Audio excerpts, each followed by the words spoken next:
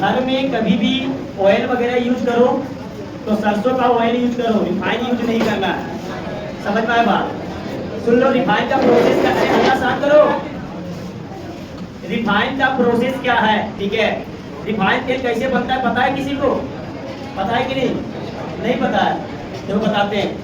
देखो, सबसे शुद्ध जो ऑयल होता है वो सरसों का ऑयल होता है। रिफाइंड ऑयल सबसे खतरनाक चीज है। क्या होता है रिफाइंड ऑयल, कैसे बनता है सुन लो ध्यान से। देखो, पौधा का जितना भी बीज होता है, सुनो ध्यान से, पौधा का बीज से निकलता है रिफाइंड बनता है। तो रिफाइंड जो बनता है वो बनने का तरीका है, किस प्रकार से बनता है। तो जो पेड़ पौधे का जो बीज है उसको मशीन में ले जा करके उसमें 200 से 500 डिग्री सेल्सियस पे उसको गर्म किया जाता है।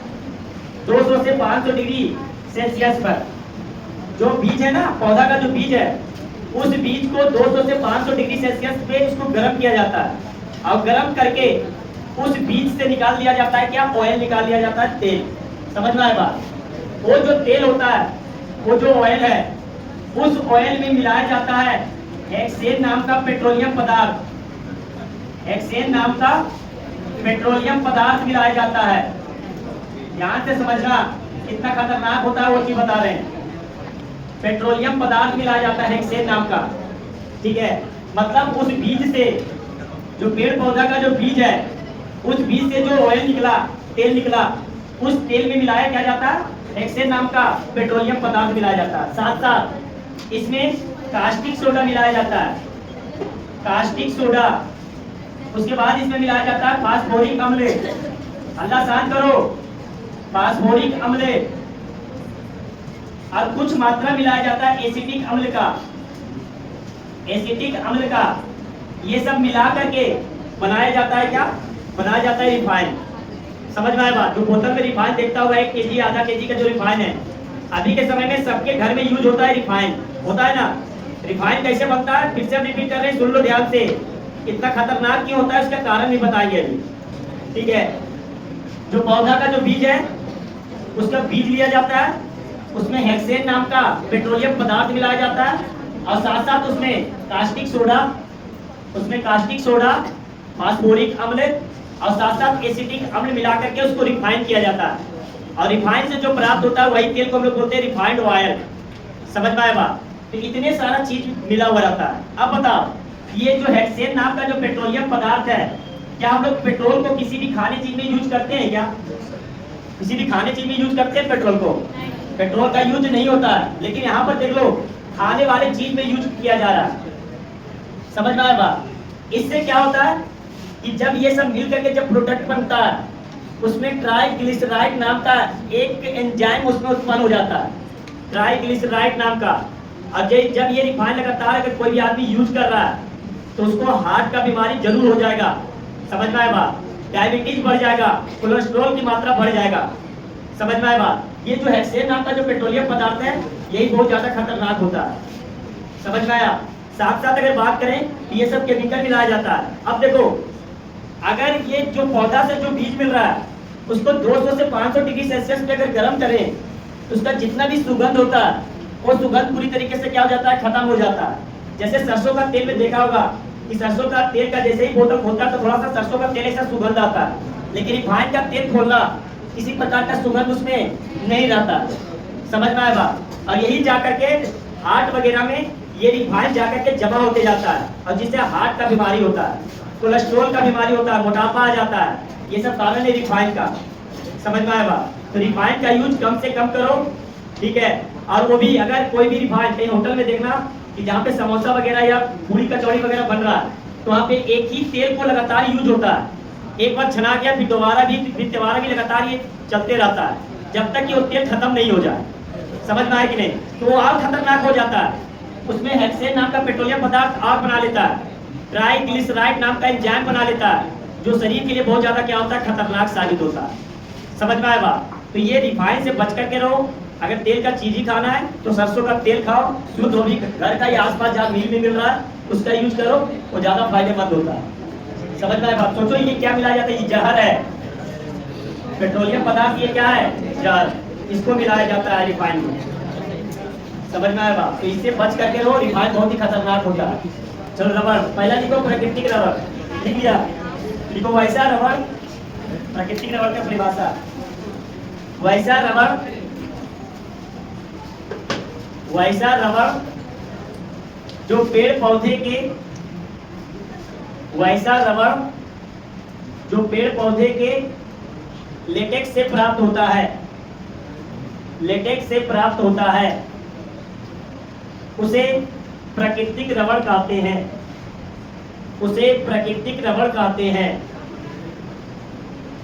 उसे प्राकृतिक रबड़ कहते हैं। एग्जाम्पल तो पता ही है, 14-15 बताए थे पॉलीमर, उसमें से ही बताए थे पॉली आइसोप्रीन, एक प्रकार का क्या है, प्राकृतिक रबड़। ठीक है, तो एग्जाम्पल लिख लेना पॉली आइसोप्रीन। इसमें किसी प्रकार का रसायन वगैरह नहीं मिलाया जाता। तो दूसरा प्रकार का रबड़ है सिंथेटिक रबड़, या इसको बोलते हैं मानव निर्मित रबड़। मानव निर्मित रबड़। तो देखो प्राकृतिक रबड़ वैसा रबड़ था जो पेड़ पौधे के लेटेक्स से प्राप्त होता है। लेटेक्स बता दिए कि पेड़ पौधे को छीलो, उसे कुछ तरल निकलता है, उसी तरल को हम लोग क्या बोलते हैं, लेटेक्स। तो अगर वही तरल को डायरेक्ट रबड़ में परिवर्तित कर दिया तो कहलाता क्या, प्राकृतिक रबड़। लेकिन कुछ रसायन वगैरह पेट्रोलियम पदार्थ अगर मिलाया जाता है, समझ में आया बात, तो वैसे रबड़ को हम लोग क्या बोलते हैं, सिंथेटिक रबड़ के नाम से जाना जाता है। एग्जाम्पल इसका है नियोप्रीन, बुनाइन, बुनाएस, ये सब रबड़ है। ये तीनों क्या है, रबड़। लेकिन कैसा रबड़ है, मानव निर्मित संश्लेषित रबड़ है, मानव निर्मित रबड़ है ये, याद रखना। प्राकृतिक रबड़ में एक ही आता है पॉली आइसोप्रीन, याद रखना। अब प्राकृतिक रबड़ में नियोप्रीन, बुनाइन, बुनाएस, ये तीनों के तीनों क्या है, प्राकृतिक रबड़।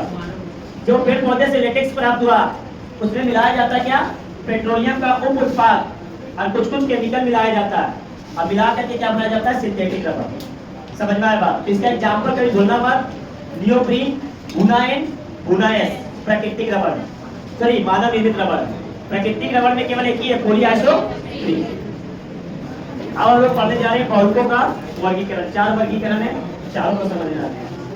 चलो बहुलकों का वर्गीकरण, अल्लाह शांत करो। 4 प्रकार से वर्गीकरण किया गया है पॉलीमर को। पहला स्रोतों पर आधारित वर्गीकरण, दूसरा संरचना पर आधारित वर्गीकरण, तीसरा संश्लेषण के आधार पर वर्गीकरण, और चौथा आणविक बलों के आधार पर। लिखने के लिए आता है, पहले बोलते हैं अल्लाह शांत कर लो, लिखने के लिए आता है, समझ में आया बात, कि संरचना पर आधारित वर्गीकरण करें बहुलक को, तो ये वर्गीकरण करना है। अगर स्रोत के आधार पर बोला तो ये वर्गीकरण करना है। एक एक करके चारों बात करेंगे। पहला हम लोग पढ़ने जा रहे हैं स्रोतों पर आधारित। तो स्रोतों पर आधारित 3 प्रकार का होता है। एक होता है प्राकृतिक बहुलक, दूसरा होता है संश्लेषित बहुलक, और तीसरा होता है अर्ध संश्लेषित बहुलक। तो पहला प्राकृतिक बहुलक, नाम से पता चल रहा है कि वे बहुलक जो प्रकृति में पेड़ पौधे और जंतुओं से प्राप्त होता है उसको हम लोग क्या बोलते हैं, प्राकृतिक बहुलक। एग्जाम्पल इसका प्रोटीन। प्रोटीन क्या है, प्राकृतिक बहुलक है। न्यूक्लिक अम्ल क्या है, प्राकृतिक बहुलक। रबड़, प्राकृतिक रबड़, पॉली आइसोप्रीन, इसके अंदर कौन आता है, पॉली आइसोप्रीन, ये भी एक प्रकार का क्या है, प्राकृतिक बहुलक है। क्लियर? दूसरा संश्लेषित बहुलक, नाम से पता चलता है संश्लेषित, जो प्रयोगशाला में मानव के द्वारा, मनुष्य के द्वारा क्या होता है, प्राप्त होता है। तो वे बहुलक जो मानव द्वारा प्रयोगशाला में संश्लेषित तथा उद्योगों में निर्मित किए जाते हैं, मतलब कुछ रसायन वगैरह मिलाकर के इसको क्या किया जाता है, निर्मित किया जाता है, उसको हम लोग क्या बोलते हैं, संश्लेषित बहुलक। एग्जाम्पल इसका है पॉलीथीन। पॉलीथीन क्या है, एथीन से बना जाता है ना, कल बताए थे। एथीन का बहुत सारा एकलक को मिला दो वो क्या बन जाएगा, पॉलीमर बन जाएगा। क्लियर हो गया? तो ये क्या है, एक प्रकार का संश्लेषित बहुलक है। टेफ्लॉन क्या है, संश्लेषित बहुलक। पॉलीविनाइल क्लोराइड, ये भी क्या है, संश्लेषित बहुलक। पीवीसी का फुल फॉर्म बताए थे, पॉली विनाइल क्लोराइड। इसका जो एकलक है क्या है, ये विनाइल क्लोराइड, पॉली लग गया ना। तीसरा अर्ध संश्लेषित, वे प्राकृतिक बहुलक है जिन्हें रासायनिक अभिक्रिया द्वारा, मतलब हम लोग रासायनिक अभिक्रिया द्वारा इसको रूपांतरण करके सुधारा जाता है। बात समझ में आया? मतलब इसमें कुछ अभिक्रिया कराया जाता है, किसमें? प्राकृतिक बहुलक में कुछ रसायन वगैरह डालते हैं और उसको क्या किया जाता है, उसको हम लोग रूपांतरित कर देते हैं, दूसरा चीज में क्या करते हैं, रूपांतरित कर देते हैं। तो वैसे बहुलक को क्या बोलते हैं? अर्ध संश्लेषित बहुलक के नाम से जाना जाता है। एग्जाम्पल सेलुलोज डाइएसिटेट, ये क्या है? एक प्रकार का अर्ध संश्लेषित बहुलक। सेकेंड, तो फास्ट लिखो। तो पहला प्रकार कंप्लीट हो गया। पहला प्रकार था ना किसके आधार पर? स्रोतों पर। दूसरा हम लोग पढ़ने जा रहे हैं किसके आधार पर? संरचना पर आधारित। तो देखो संरचना पर आधारित 3 प्रकार का बहुलक होता है। किसके आधार पर? संरचना के आधार पर। पहला रैखिक बहुलक। पहला क्या होता है? रैखिक बहुलक। वैसा बहुलक जो एकल इकाई में पाया जाता है, जैसे पॉलीएथीन, बताए थे एथीन, याद करो, CH2 इससे जुड़ा था। अरे याद आ रहा है कुछ? ऐसे ऐसे कितना जुड़ रहा था? ऐसे ऐसे N जुड़ रहा था। तो बताओ एक रेखा में है कि नहीं है ये? तो इसको हम लोग कैसा बहुलक कहेंगे?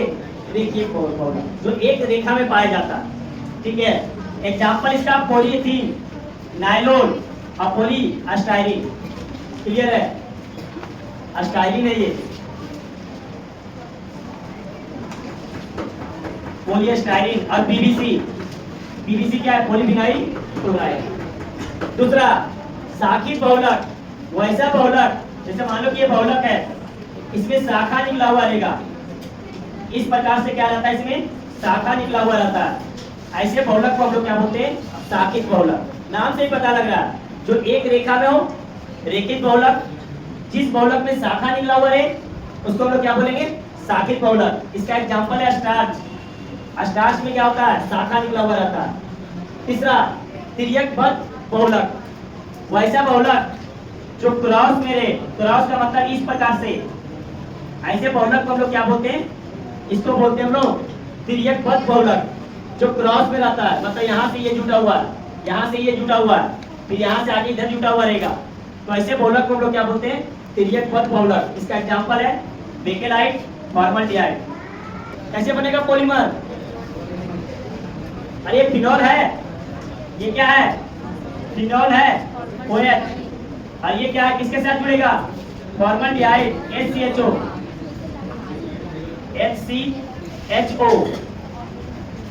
ये है, ये क्या हो गया? फॉर्मल्डिहाइड। क्लियर? और ये क्या है? फिनॉल। इसको बनाना है मोनोमर। कैसे बनेगा? यहाँ से OH निकलेगा और यहाँ से क्या निकलेगा? H निकलेगा। तो ये बन जाएगा क्या? H2O निकल गया बाहर। H2O क्या हो गया? बाहर निकल गया। तो देखो अब यहाँ से क्या जुटेगा? ये कार्बन जुटेगा। यहाँ से एक बंद हुआ ना, यहाँ से क्या जुट गया? कार्बन। ये कार्बन जुटा, ऑक्सीजन है ये H। ऐसा करते करते कितना रहेगा? N रहेगा। ये बन गया। क्लियर हुआ? नेक्स्ट, तीसरा संश्लेषण के आधार पर। पहला है योगात्मक बहुलक और दूसरा है संघनन बहुलक। देखो नाम से पता नहीं चल रहा है, योगात्मक का मतलब क्या हुआ? कि मोनोमर एकलक आपस में जुड़ेगा और किसका निर्माण करेगा? बहुलक का। तो उस वैसे बहुलक को हम लोग क्या बोलते हैं? योगात्मक बहुलक। इसमें भी जुड़ता है लेकिन इसमें संघनन होता है। इसमें जल का अणु बाहर आता है लेकिन इसमें जल का अणु बाहर नहीं आता। तो नोट में करके लिखो, नोट में करके लिखो। ये नहीं लिखाया?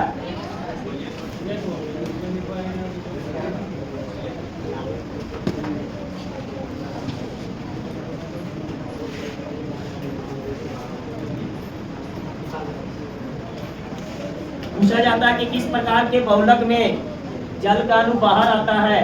तो याद रखना, संघनन बहुलक में जल का अणु क्या आता है? बाहर। एग्जाम्पल बताए थे ना, टेरिलीन के देखो जाकर के जल का अणु बाहर आया था। बेकेलाइट में भी क्या होगा? जल का अणु बाहर आएगा। नायलॉन 6 में भी देखना जल का अणु बाहर आया था। नायलॉन 6 में भी जल का अणु बाहर आया था, लेकिन इसमें जल का अणु बाहर नहीं आता। समझ में आया बात? तो नोट में करके लिखो, लिखो योगात्मक और संगणन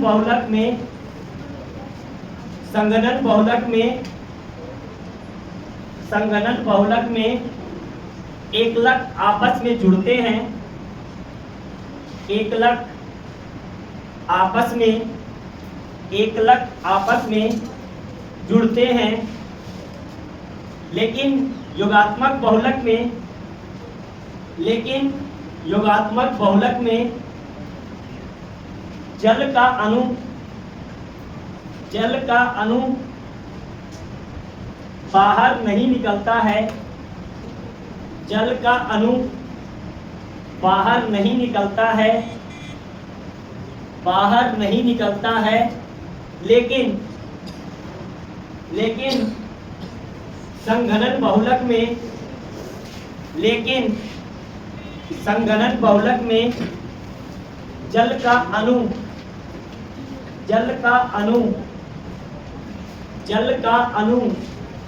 बाहर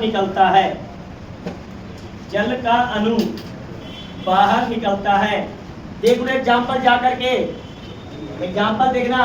पीवीसी पॉलीविनाइल क्लोराइड में जब विनाइल क्लोराइड आपस में जुड़ा था, जल का अणु बाहर निकला था? नहीं निकला था, लेकिन दो एकलक जुड़ा था। अस्टाइलिन, पॉलीस्टाइलिन, इसमें भी जल का अणु बाहर नहीं निकलता। टेफ्लॉन टेट्राफ्लोरोएथिलीन से बना रहता है, इसमें भी जल का अणु बाहर नहीं निकलता। बात समझ में आया? लेकिन पेरिलीन देखो जाकर के डायग्राम, इसमें जल का अणु बाहर निकला था। बेकेलाइट, इसमें भी जल का अणु बाहर निकलेगा। नायलॉन 66 एग्जांपल देखो जो बताया गया, उसमें भी जल का अणु बाहर निकला था। नायलॉन 6 में भी क्या निकलेगा? बाहर निकलेगा। मतलब आपस में एकलक तो जुड़ेगा, लेकिन इसमें जल का अणु बाहर नहीं निकलेगा, इसमें जल का अणु बाहर निकलता। बस यही अंतर है। क्लियर हो गया? समझ में आया बात? इसमें जल का अणु बाहर नहीं निकलता, इसमें जल का अणु बाहर निकलता। एग्जाम्पल देख लेना, सब एग्जाम्पल में दिया होगा। आणविक बलों के आधार पर चौथा,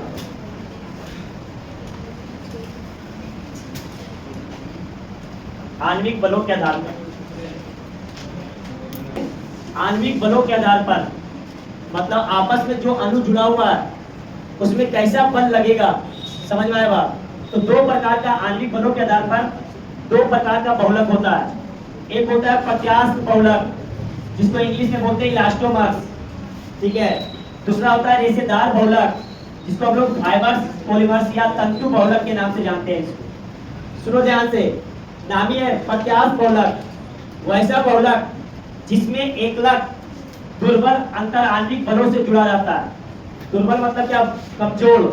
कमजोर अंतर आणविक बलों से अगर जुड़ा हुआ है तो ऐसे बहुलक को हम लोग क्या बोलते हैं? प्रत्यास्थ बहुलक। एग्जाम्पल गुना एस, गुना एन, नियोप्रीन, ये सब क्या है? ये रबड़ है। तो कैसा रबड़ है? मानव निर्मित। जैसे बहुत सारा रबड़ ऐसा होता है जिसको खींचने के बाद टूट जाता है, तुरंत टूटता है ना। टूटने का मतलब उसमें कैसा बंध है? कमजोर अंतर आणविक बंध है। समझ में आया बात? जो रबड़ आप लोग इस्तेमाल करते हैं कॉपी में, वो भी कैसा रबड़ है? वो भी है प्रत्यास्थ बहुलक। इसको तोड़ने के बाद, खींचने के बाद तुरंत टूट जाता है। टूटता है कि नहीं टूटता? ठीक है। जैसे गुना एस और गुना एन और ये तुम्हारा नियोप्रीन, ये बहुलक कैसा है? प्रत्यास्थ बहुलक। एग्जाम्पल याद रखना, समझ में आया कि नहीं? दूसरा रेशेदार बहुलक, वैसा बहुलक जिसमें मजबूत बंध जुड़ा हुआ रहता है। इसमें मजबूत बंध के रूप में हाइड्रोजन बंध होता है। द्विध्रुव आकर्षण बंध बताए थे, द्विध्रुव बताए थे 11th क्लास में जाओ केमिकल बॉन्डिंग में, लास्ट में द्विध्रुव मतलब दो ध्रुव होता है और दोनों ध्रुव एक दूसरे से क्या रहता है? जुड़ा हुआ रहता है। तो उसको हम लोग क्या बोलते हैं? रेशेदार बहुलक। मतलब ये रेशा ऐसा होगा, समझ में आया बात?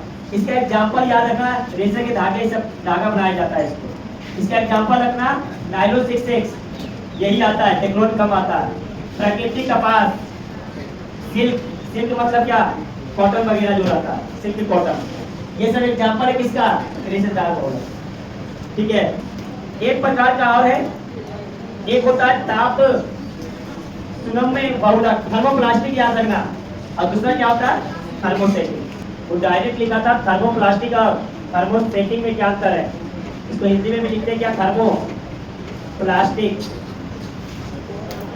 बहुलक, और इसको क्या बोलते हैं? थर्मोस्टेटिक बहुलक।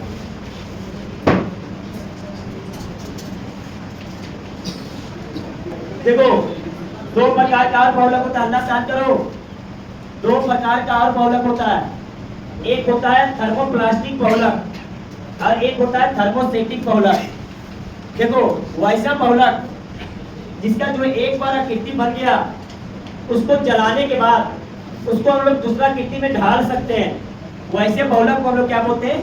थर्मोप्लास्टिक बहुलक के नाम से जाना जाता है। फिर से रिपीट कर रहे हैं, वैसा बहुलक जो एक बार जब उसका आकृति बन गया, उसको फिर से पिघला करके हम नया आकृति बना सकते हैं, वैसे बहुलक को क्या बोलते हैं?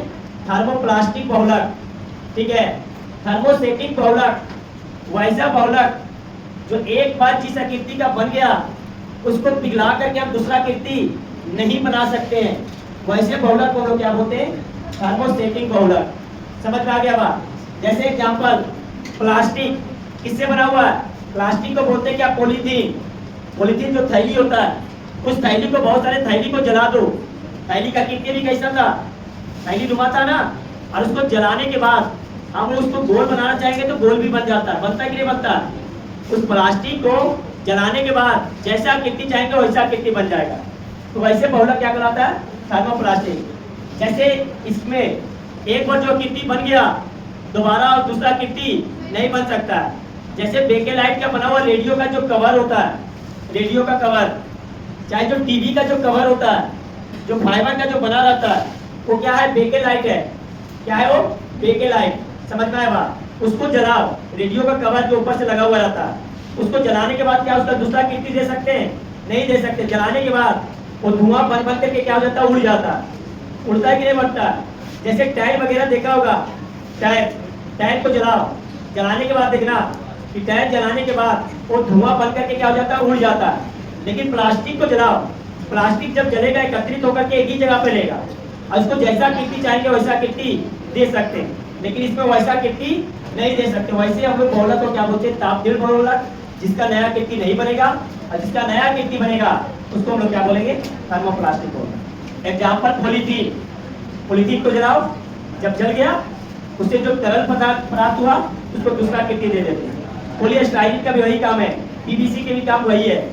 लेकिन थर्मोस्टेटिक में बेकेलाइट है। जैसे रेडियो का कवर जो बोल रहे हैं, उसको जलाओ, टायर को जलाओ, नहीं बनेगा दूसरा आकृति, क्योंकि वो जब जलता है तो काला धुआं निकलता है।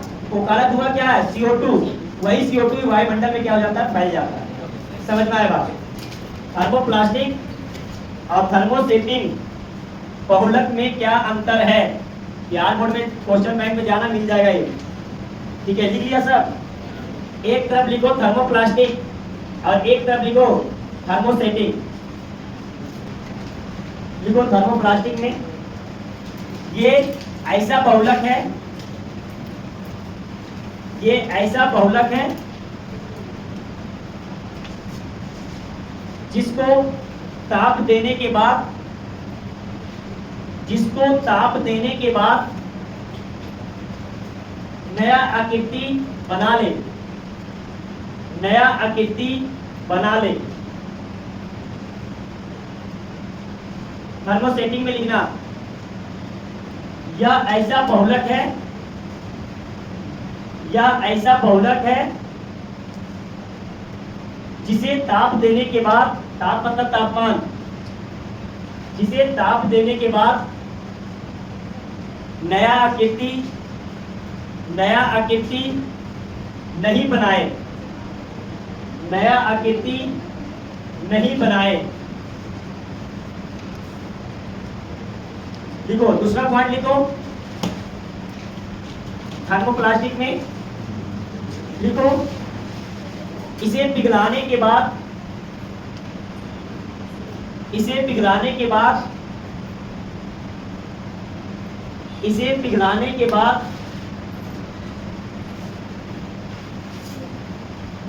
मनपसंद आकृति, मनपसंद आकृति बना सकते हैं, मनपसंद आकृति बना सकते हैं। इसमें लिखना, इसे पिघलाने के बाद मनपसंद आकृति नहीं बना सकते हैं।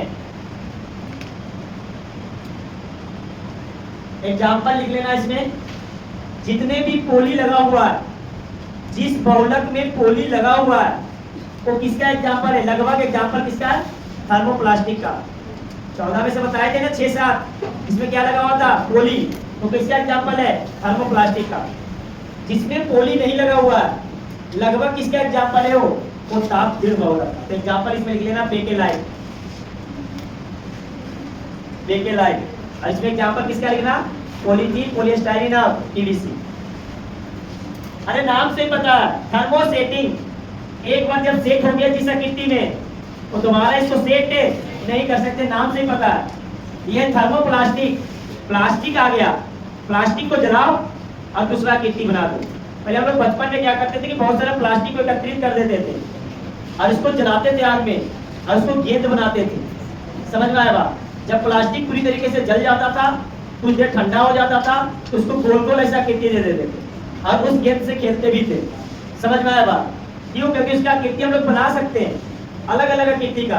अगर गोल बनाना है तो गोल बन जाएगा पिघलने के बाद, अगर इसको लंबा बनाना है तो लंबा बन जाएगा, जैसा बनाना है वैसा बन जाएगा। लेकिन इसमें ऐसा नहीं हो सकता।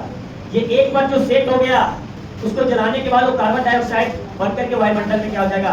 हो जाता है। जैसे रेडियो का कवर कभी जलाया है, टायर जलाया है, टायर जला करके देखना, वो जलते जाएगा, वो जब आग बन करके वो कार्बन डाइऑक्साइड बन करके क्या होगा? ऊपर उड़ते चला जाएगा। समझ में आएगा? तो ये किसका एग्जाम्पल है? थर्मोसेटिंग का। तो ये तुम्हारा पॉलीमर पूरी तरीके से कंप्लीट हो चुका है।